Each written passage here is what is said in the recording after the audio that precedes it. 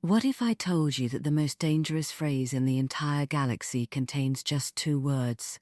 Hold my. And what comes next could literally break the laws of physics, bend reality, and make the smartest alien minds question everything they know about the universe. This is the true story of how humanity accidentally became the galaxy's most feared and beloved problem solvers, one impossible beverage-powered miracle at a time. The emergency meeting. The Galactic Council was having a big problem. Leader Zara stood in front of all the alien representatives. Her crystal body was glowing purple with worry.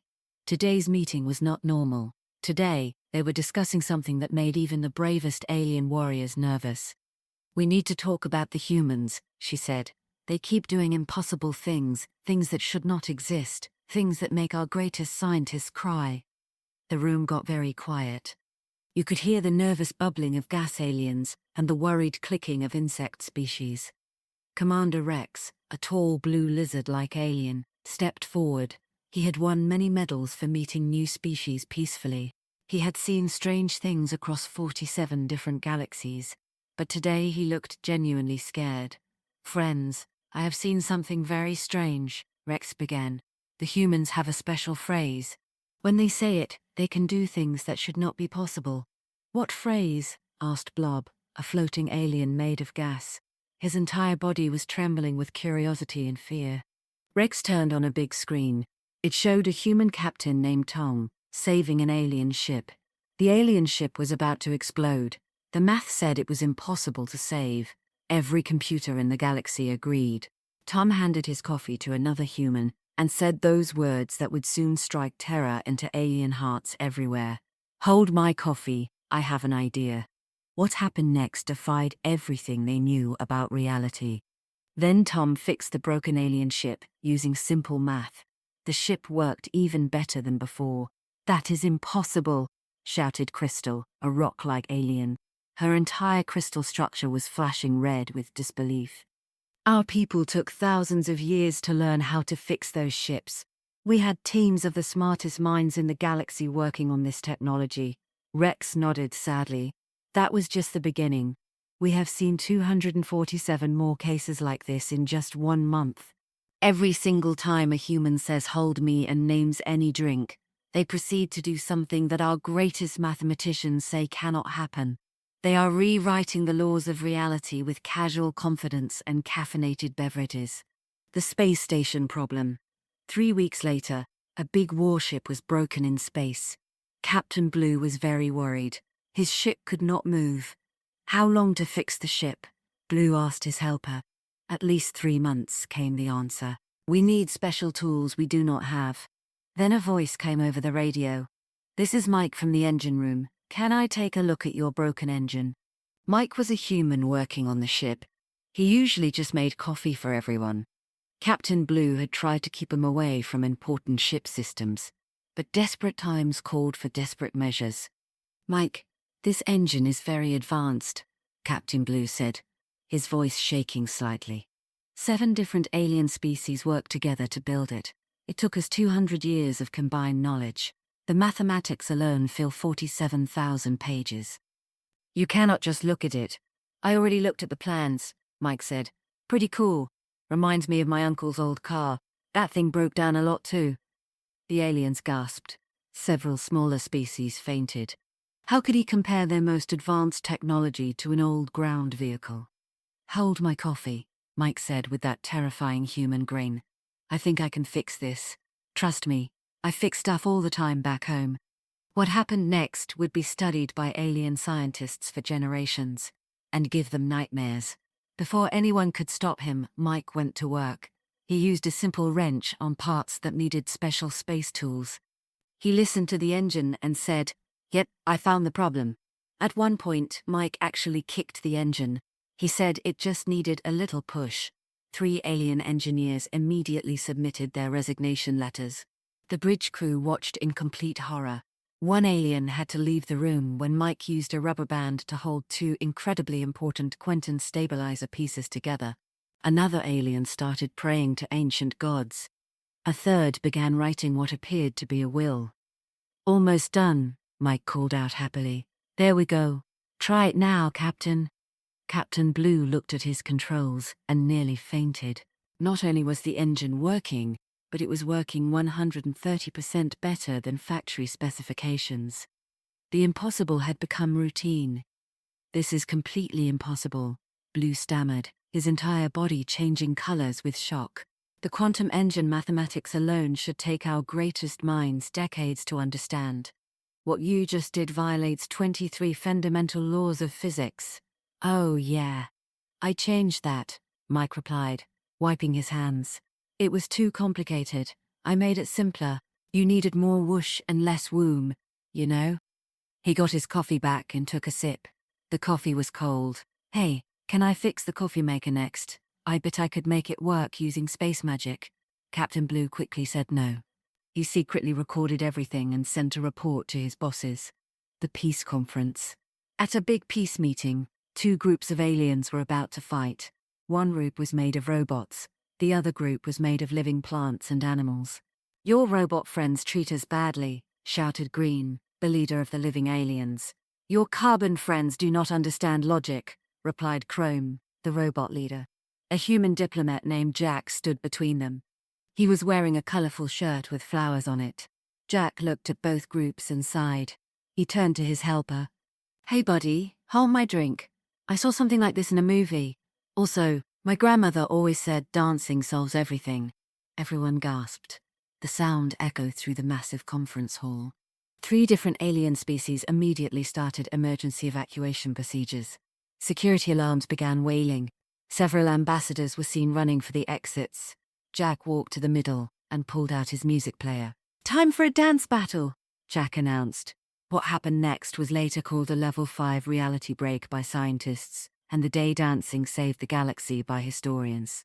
Jack, who had never taken a dance class in his life and normally could barely walk without tripping, somehow started dancing in ways that violated several laws of physics and good taste simultaneously.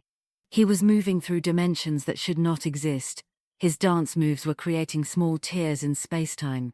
Several physics professors watching the broadcast immediately retired and opened flower shops. He mixed robot dance moves with plant dance moves.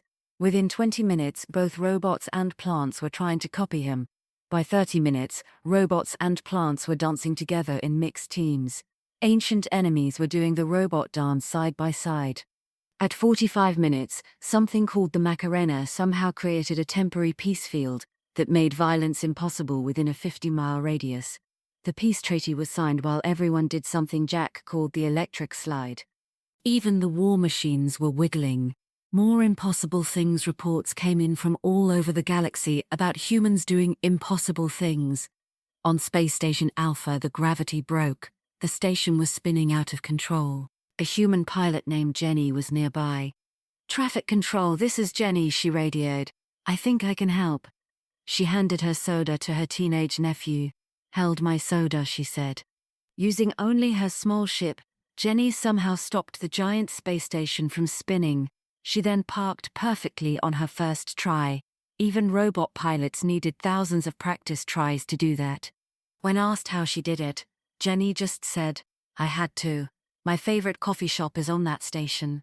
On Mars, a human gardener told his alien friend to hold my smoothie before growing tropical fruit in the freezing cold. This broke all the rules of how plants grow.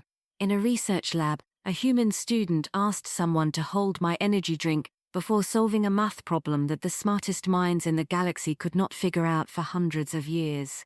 He used what he called pizza math.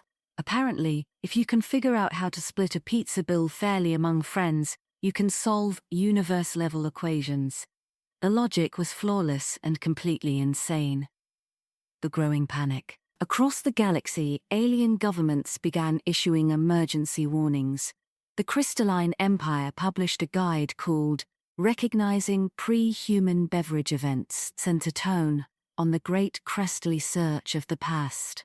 The robot collective started installing human detection systems on all their ships. The Plant Federation began stockpiling various Earth drinks for emergency situations. The final straw.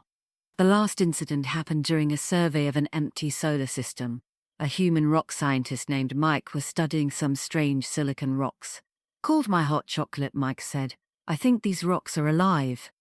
Mike somehow taught the silicon rock creatures how to play poker. The rocks were very good at cards, but they wanted to play every week, which messed up the mining schedule. The Council's decision. In an emergency meeting, the Galactic Council tried to understand what was happening. How can one species break the laws of physics so often? Asked Blob, still confused from the dance battle. His gaseous form was flickering with anxiety. They are just ordinary beings. They should not be able to do these things. Commander Rex, now with grey spots from stress and 3 new medals for surviving human encounters, shared his findings. We have studied every case. The pattern is clear but makes no sense. When humans face a problem that our best minds say is impossible, they do not see the impossibility. They just hand someone their drink and solve it anyway. But how are they doing this? Asked Leader Zara. Our best theory, Rex said grimly, is that they are not using any special power or technology. They simply never learned that these things were supposed to be impossible. Their education system apparently skips the parts about limitations and focuses on something called creative problem solving, so when faced with the impossible, they just hand someone their drink and solve it anyway. But that means, gasped Leader Zara, that ignorance is literally more powerful than knowledge. The room erupted in worried chatter and several existential crises. This turned to full panic when a human janitor entered carrying an extremely complex coffee drink with 17 different ingredients and what appeared to be actual stardust sprinkled on top. The meeting ended immediately. Several representatives were seen running to their ships. New rules. The Galactic Council made new rules that were immediately sent to every civilized species in the galaxy. Humans are now classified as a chaos species with drink-activated reality problems. Approach with extreme caution and emergency beverage containment units. All space stations must keep human drinks for emergencies. Coffee has been proven most effective for engineering problems, beer for creative solutions. When the human says hold my plus any drink name, it is now a Class A reality emergency. All nearby personnel should either evacuate immediately or start recording for scientific purposes. Either run away or record what happens. There is no middle choice. Do not try to help. Do not try to understand. If you hear a human say the words, "Hey, watch this, what's the worst that could happen?" or "I learned this from my cousin," immediate evacuation is recommended. The new normal. Meanwhile, humans continued their normal lives, completely unaware they had become the galaxy's most entertaining and terrifying source of controlled chaos. The galaxy learned to adapt. Early warning systems were installed to detect approaching humans with beverages. Insurance companies created new policies specifically for human beverage events. Universities started offering courses in post-human physics and applied impossibility. But perhaps most importantly, alien children across the galaxy began asking their parents the most dangerous question of all. Can we get some of those human drinks? And somewhere in a small Earth town, a human teenager was telling her friend, "Hold my soda. I bet I can teach my alien pen pal how to drive, using only text messages and pizza analogies." The universe held its breath, reality prepared to bend once again, and insurance companies across 17 galaxies immediately raised their rates. Because when humans say, "Hold my drink," the impossible becomes inevitable, and the laws of physics become more like polite suggestions. The galaxy would never be the same.